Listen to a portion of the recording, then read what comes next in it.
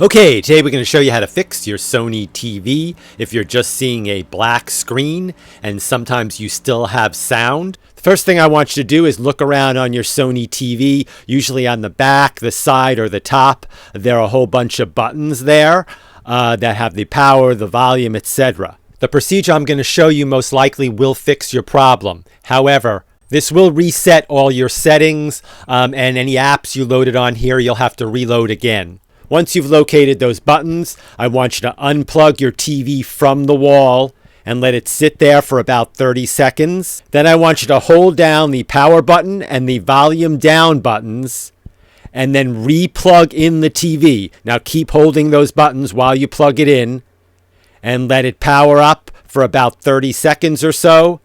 And then you can release the buttons. Wait a few minutes and your TV should be working again.